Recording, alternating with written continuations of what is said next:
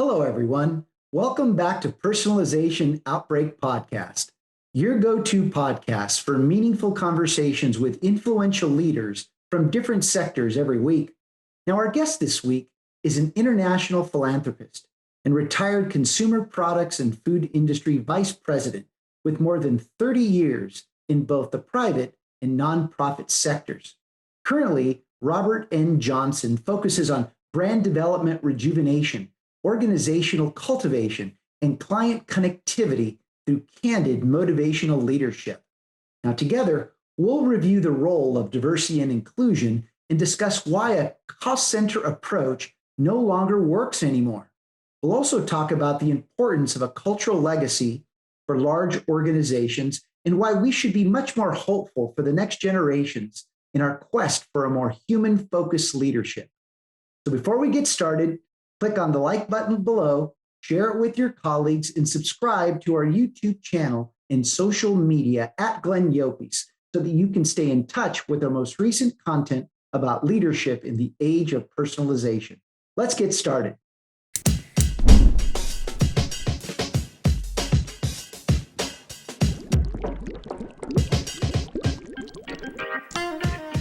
You are listening to Personalization Outbreak, a podcast about the collapse of traditional corporate standards in today's more personalized world. I'm Glenn Yopes. I'm a leadership strategist, author, contributor to Forbes, and founder of the Leadership in the Age of Personalization movement. On this show, I'm interviewing executives across multiple sectors to find out how the balance between standardization and personalization can exist. Robert, great to have you today. Thanks for joining us. Oh, Glenn, it's just great to be here. Appreciate the honor of joining you and the crew and watching and listening to some of your previous podcasts and also reading your articles. You do a phenomenal job. So keep on going. Thank you, Robert. I really appreciate that very much. So, Robert, you're quite the Renaissance man. What is it that stimulates your thinking and prompts you to take action? Ooh, stimulates my thinking. I think it's multi-generational. I do think some of the things that stimulate us is inherited, innate. And then from there, we make our own choices from curiosity. So through observing my folks, my parents, my elders, and seeing how they solve things. But we're a family of books. I mean, you can see books are my best friends.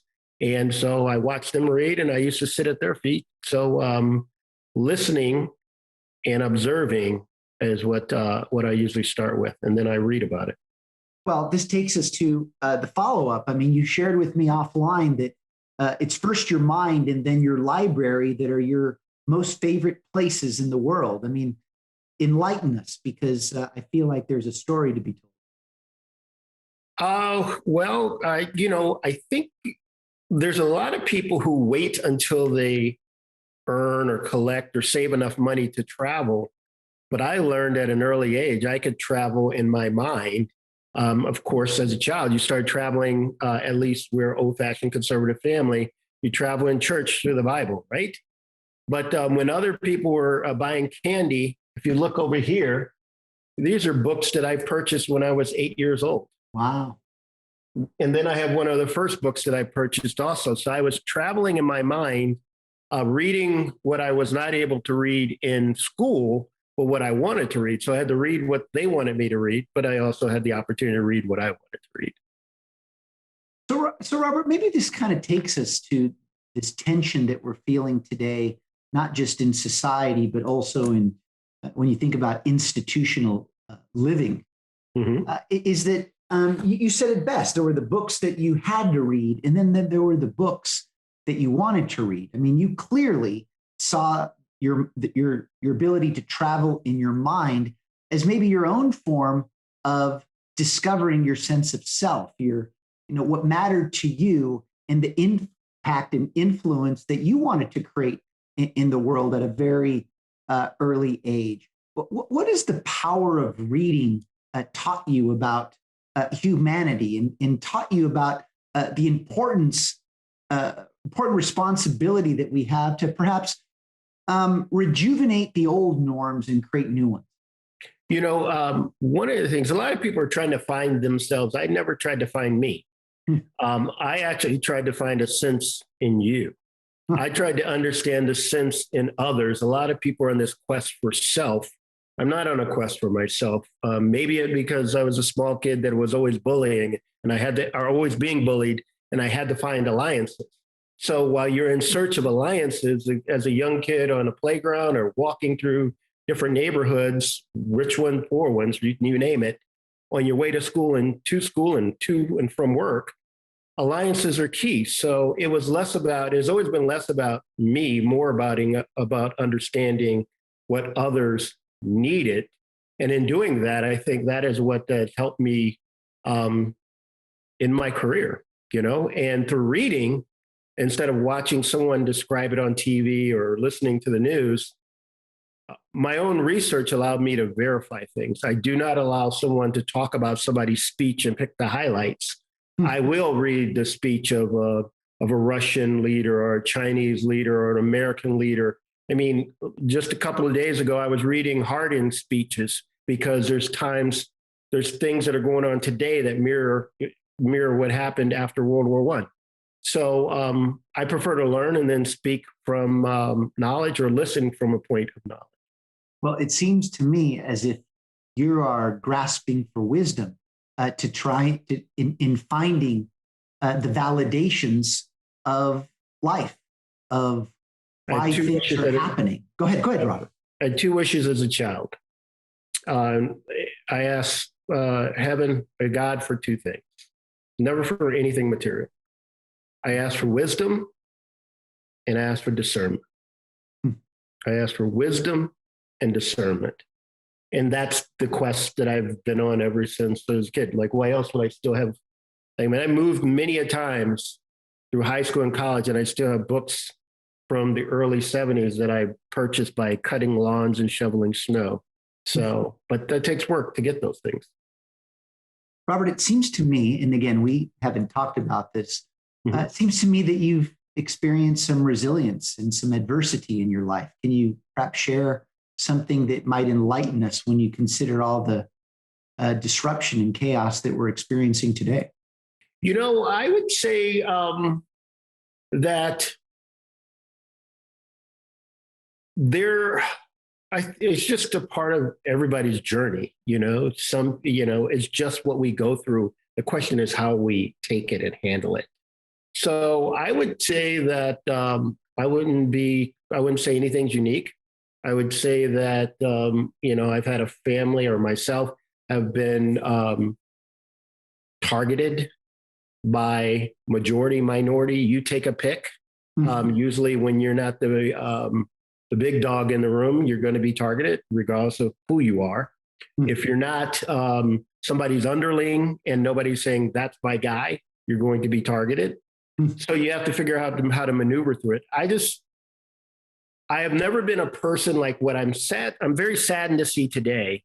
There's so many people who introduce themselves when you're first meeting them or they're first meeting everybody or they come on stage. They're like, I am a product of the following issues that happened in my life. That's what they open with. And then they say, but I'm this. And I'm like, no, not everybody needs to know that you were from this type of family or your parents did this, that, and the other. I just want to know you. And then we can get to that other stuff. So I would say that whatever has happened in society has happened to our family. We're not special. The question is how you were raised. And we were raised to take how we respond to it. And I think I would say my brothers and sisters and I, majority of them, opted, as our parents did, to take the high side of the road of whatever happened. The old Southern comment that folks would say is the Lord will provide, but they provide while you're doing. So yes, there have been challenges. But you know what the challenges I went through? Some are horrific, some are pretty wild, but that's a whole different discussion and book. But figuring out how to maneuver through them and listening, asking people who are supposed to do their job and protect you but didn't see a value in you, that made you wonder. Legacy of being in places for decades and being an honorable family, known as readers, known as workers. And then when you had to call certain people to do what they were supposed to do and paid to do, they said you didn't matter and they didn't go through the steps that they were supposed to do, even horrific cases that would actually bring tears to your life, which I'm not going to discuss here. Then you realize that there are certain things that you just have to do so nobody else has to deal with that. And those who are on payroll to do for other people do what they're supposed to do when they're on those payrolls to do it. You know, I was going to ask you the following question, but I think you already gave me the answer. But I'd love for you to maybe add a few more points to it. I'm enjoying your thoughts, Robert, as always. You know, so the question was, well, what prepares you to serve as an unfiltered test of reasonableness? I think you're forever learning on how to do that, but I think you have to have quantitative interests and skills too. I think there are a lot of people who think they deal in logic and understand history, but if you don't understand the numbers, it's only a partial story. And then there are people who understand the numbers and don't understand the history. And I think there's a blend of both. I think it is, I believe it relates to the ability to read, do research, but connecting the dots. Mm-hmm. Connecting the dots is huge, but you learn through connecting the dots, watching other people and how they think and solve, but connecting the dots. And that takes a lot of practice. Well, I've always felt that when one is connecting the dots, they're really maximizing the utilization of resources.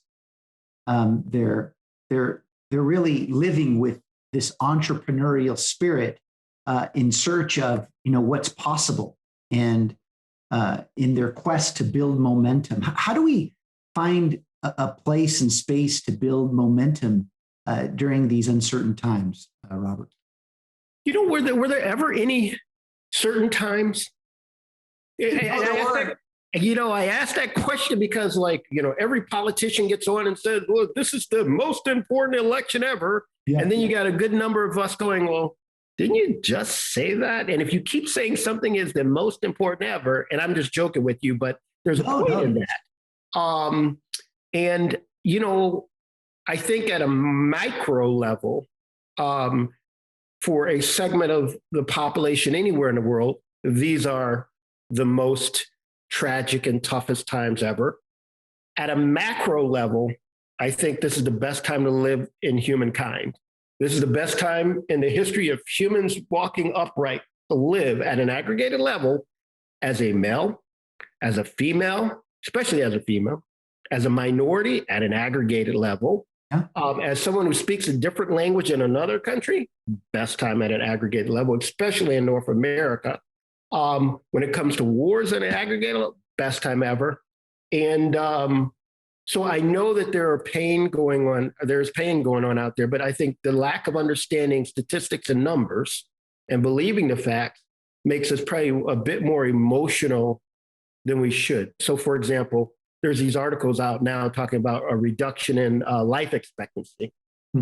Well, even during the last election, they were talking about, or the one before, they were talking about, hey, life expectancy for this one certain segment is down. And when you look at it, it's like, what? We're looking at aggregated numbers. Okay, it's down 3 months. It's down 6 months. What the heck does that? Okay, what does that mean? We're still living a whole nother generation or lifetime more than the people 100 years ago. So the thing about the concern I have with us as a country, us as a people, if we don't figure out how to have a level of gratitude and appreciation with what we have attained, not to be totally content and comfortable, then we won't know how to appreciate it, and then we will lose it. And then we'll look back. So Robert, let me twist you back to something you said earlier, is through this question. What did you learn about gratitude while being bullied? In the moment, you don't know it. But upon reflection, you make adjustments. I have helped people who were in accidents, who were bloody, and I was helping, and I ended up getting hit in the head by somebody else that said I shouldn't be helping. And then when I tried to press charges, they were like, no, if you had defended yourself, we would have taken you out. So, you have different situations where you try to do good and you're targeted. There's certain things you can't do then. And when you go through the processes and you learn that the processes aren't fair, but you just got to take the high road, I would say, I don't know if I've ever fully learned. I've always asked for heaven to just like Moses asked God to have somebody speak for him. He had Aaron help him. I've always asked for, some spirit or power to speak through me so that it could be like the synapses, it's beyond my control. I don't know if that helps, but I think when you're going through it, because I've gone through it corporately, I'll give you a corporate example. I remember LPGA. We sponsor the LPGA. Love women's golf, respect them very highly. I went to my first LPGA event. We had a junior person that they were trying to promote, like he was one of the guys and everything like that.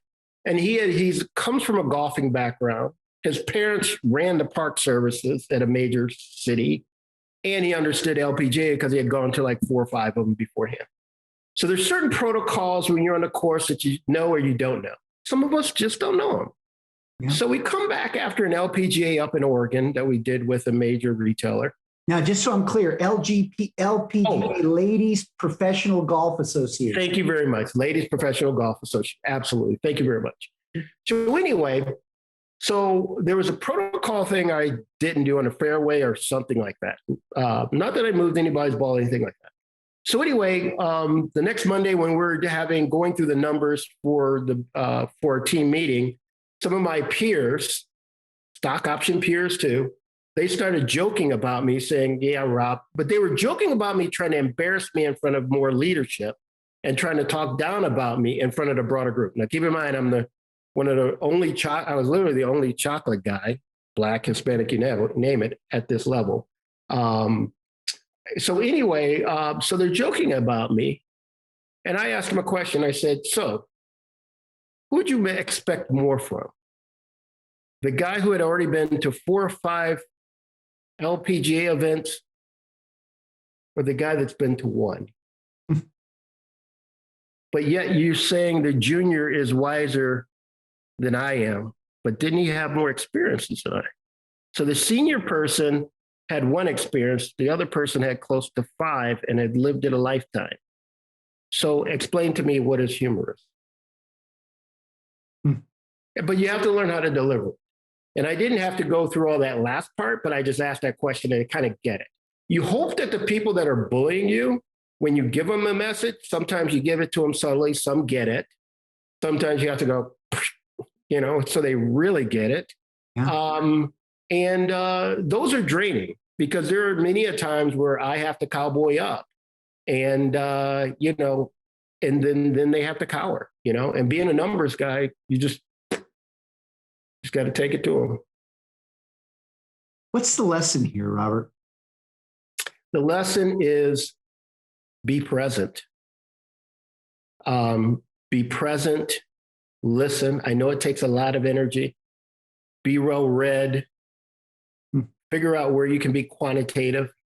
One of the things I learned at working at Procter & Gamble, I worked at Kraft and Procter & Gamble, retired from Kraft, but one of the things I learned at Procter & Gamble is be able to solve the so what. And a lot of people talk and they never solve the so what. A lot of people talk and they never solve what's in it for me. They think about themselves, but you're supposed to be thinking about what's in it for them because they're sitting on the other side of the table going, what's in it for me? And that was impactful for me. So my whole life, I've always tried to solve what's in it for the person seated at the table. And that's what I've done for my clients. I ran to the problems when everybody else ran away from them. So something like personalization is something that you've really led and lived your entire life. Oh, yeah. And now we're saying that personalization will force institutions to take big transformative leaps. I mean, why did it take so long to recognize the obvious, something that you've lived all your life? It takes long because the odd person is not in when you and I came along. And now they're trying to say the odd person is in. And I think companies need a balance of, they have to redefine what consultancy and partnerships are, because you really need a set of consultants that aren't a cover for an exec that doesn't have backbone to make a decision, you know? And I think organizations need to know how to reach down in their organizations and say, people like myself or others used to be dismissed. You see what I mean? And, but every now and then you'd find somebody who goes, but you know what? That guy might have a point. Let's let him run with it. If he fails, we fire him. If he wins, we'll promote him and give it to somebody else, give his assignment to somebody else because he built it up. I think, how do we teach a set of people that look for conformism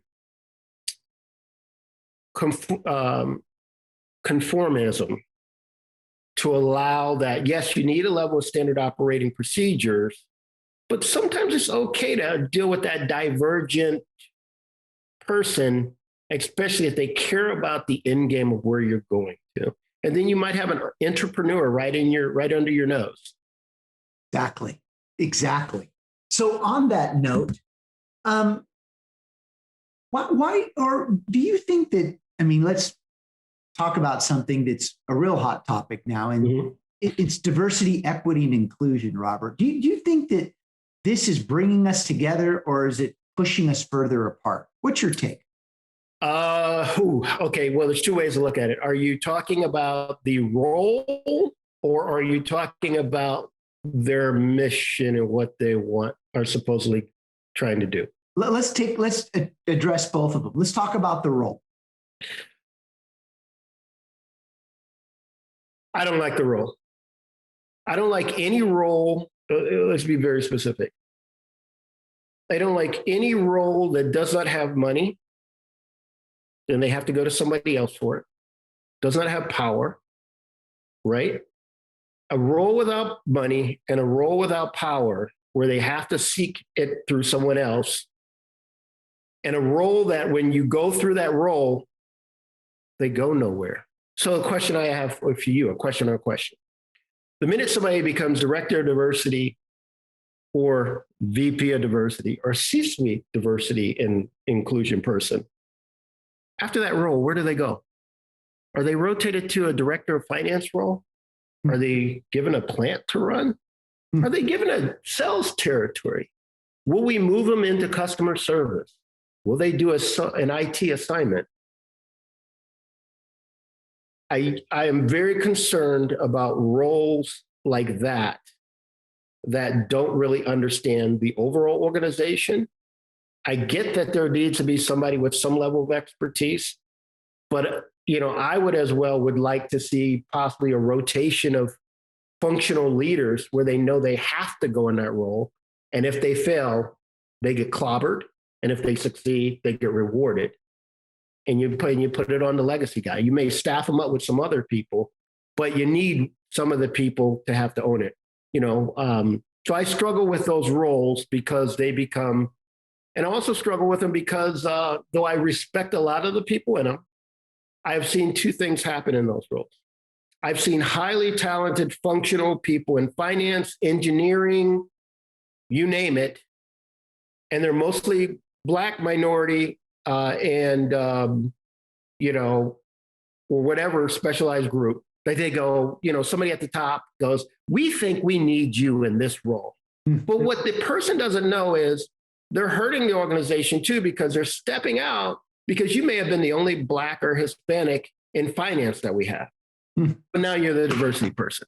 So you're no longer running the money. You're no longer a functional leader. You're no longer the dean of academics or education. You're over D&I. I get the intentions of it, but the minute you take yourself out of a functioning role where you own the hiring, you own the number, the profit and loss, the operations, the standard operating procedures, we're just going to be back here again. Yeah, I mean, you just validated why a cost center approach to growth just doesn't work.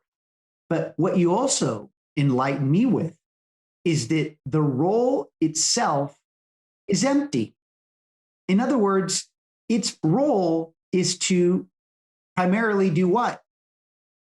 And again, Track, all debate. track and rack, track and rack, baby, track and rack.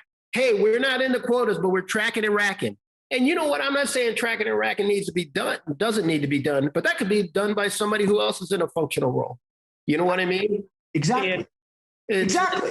In other words, well, I'm with you. And I didn't even know we're going to go here, Robert, but it's clear that. We went here. You got me going now. No, I like it. Look, I've always believed that. We may talk for another 2 hours. Well, I'm just kidding. Yeah, the role really, the fact that we give it a role is the issue because everyone should be owning this. And unfortunately, we continue to silo functions like this that are about not just the numbers, it's about the system. It's about behavior change. Well, it's about lack of courage too. Yeah, and we got so many people lack of courage. So you have a number of examples. I'll give you an Air Force example from a number of years ago. And I was looking at some data and I read a couple of books on this. Okay, we should have a ton of minority pilots, especially black ones. You know why? Because after World War II or during World War II, we had close to 900 Tuskegee Airmen. All right, so they came through, and I know my numbers pretty well. All right. So that's a lot, okay? Granted, the majority, there was a lot more, right? Yep. But where did they go afterward? We know a lot of the Air Force went down, but a lot of them could have been flight instructors, everything. Many of them flew in the Korean War. Some of them flew in the Vietnam War. So in the 70s, I'll give you the 70s. And I was just reading a gentleman's book. It's called The Air Force Black Ceiling. And it re-verified some of my information. A really good guy. And in the 70s, we had close to 1,400 minority pilots, mostly black. Wow. You get this new guy in who creates this mentor system. I think they called it the Creech system or something, like it was a general. And you get a guy like that. They had no D&I up until then, right? You get a guy like that who has a lot of power and other people who don't like people like you and I. When they started doing reductions, even though in the time period where the reduction was only supposed to go 4 or 5%, that, about to say a bad word, that 1,400 went down to 500. The over 13,000 number hardly went down any, maybe 12,000. So you had a group of people that were once, well over 10% of the total that dropped to 4%.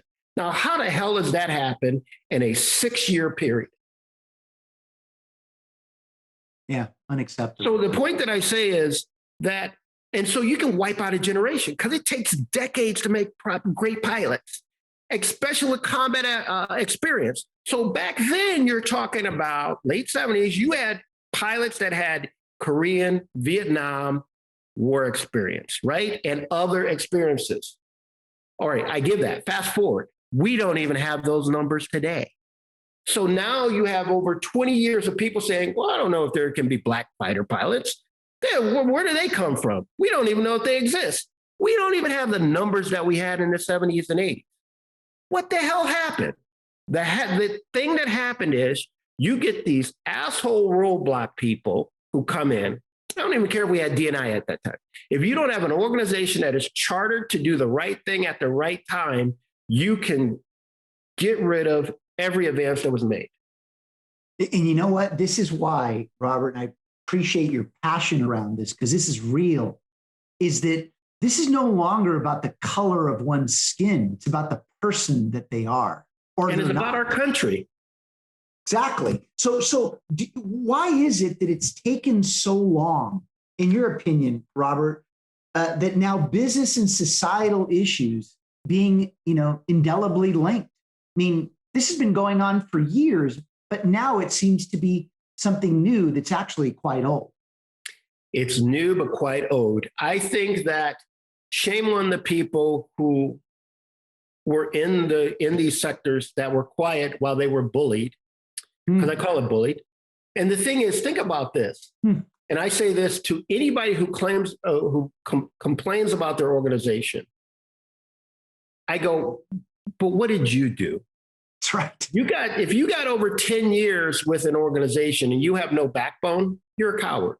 If you got 20 years and you haven't spoken up with respect and they don't listen to you, then you're a failure. So one, you're a coward, and then you're a failure. And a lot of these people, as they're pointing fingers, I go, they failed. You failed. So but I have hope for one, or there's a reason why I have hope, but I'm going to say that real quick. But what I wanted to share with that example is a lot of organizations, even it happens with mergers and acquisitions. With a company that I work for, we were chugging along really well on some things.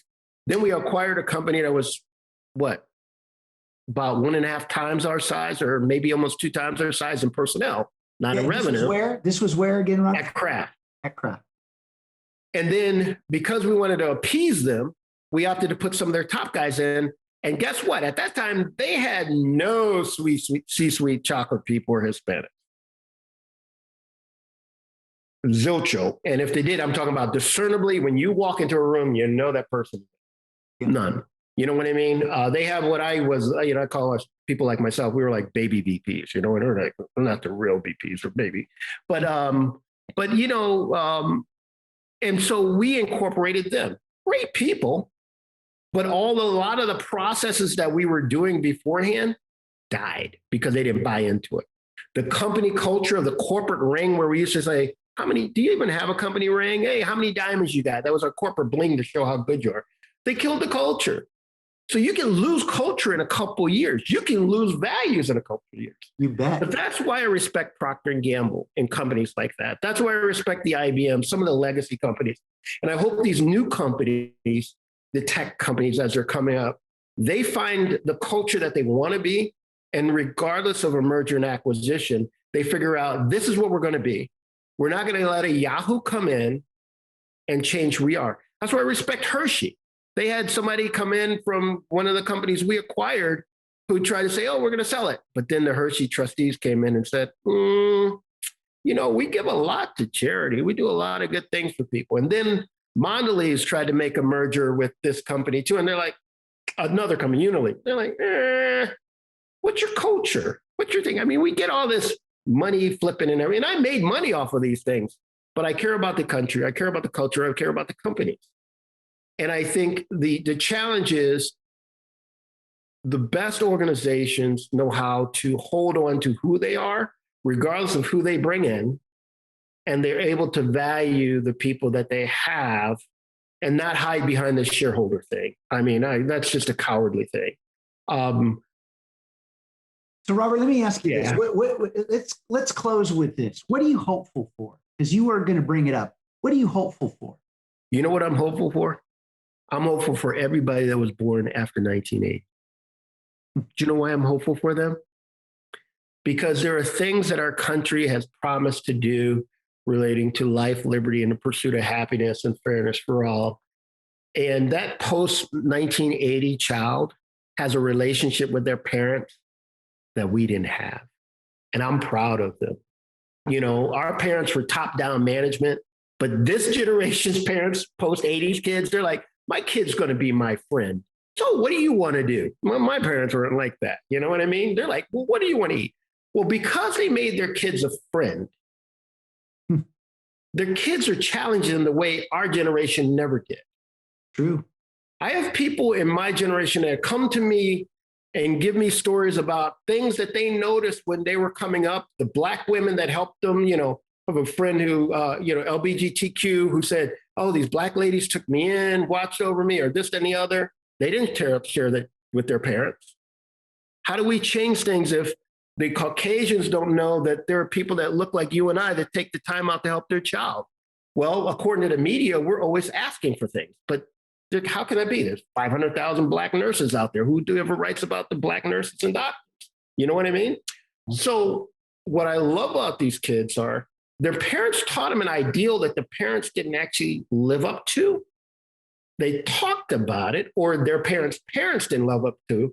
And the kids are like, hey, mom, dad, You said these ideals about everybody being equal, everybody being treated fair. My friend loves who they love. Why should I care? My friend is Chinese, Vietnamese, Black, Cuban, Jamaican, Tanzanian. I just like them because I like them. Why can't they come over? Right.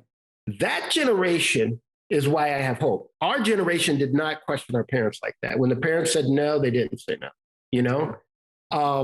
So that is why we've seen such a blend of what we've seen on the streets and the protests.